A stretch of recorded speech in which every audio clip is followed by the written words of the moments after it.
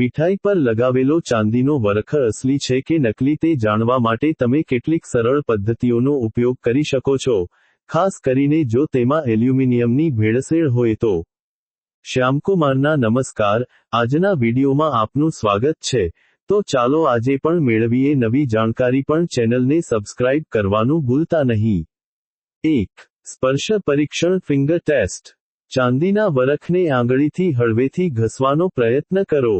અસલી વરખ, તે અત્યંત પાતળો હોવાથી તમારી આંગળી પર ચોંટી જશે અને તૂટીને વિખેરાઈ જશે અથવા ગાયબ થઈ જશે. નકલી એલ્યુમિનિયમ વરખ, તે આસાનીથી તૂટશે નહીં, પરંતુ તે જાડો લાગશે અને ઘસવાથી એક નાનો દડો બની જશે. 2.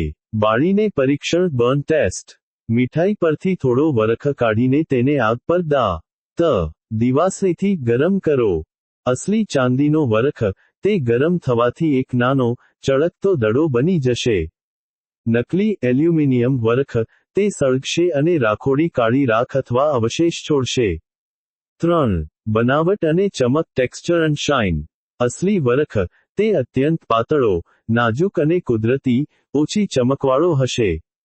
નકલી વરખ, તે થોડો જાડો, ખરબચડો અને વધુ પડતો તેજસ્વી અથવા આર્ટિફિશિયલ ચમકવાળો લાગશે. 4. FSSAI પ્રમાણપત્ર. FSSAI certification. પ્રતિષ્ઠિત અને FSSAI, food safety and standards authority of India, દ્વારા પ્રમાણિત બ્રાન્ડેડ મીઠાઈઓનો વરખ સામાન્ય રીતે અસલી હોવાની શક્યતા વધુ હોય છે. ખુલ્લી કે ઢીલી પેકિંગવાળી મીઠાઈઓ લેવાનું ટાળો.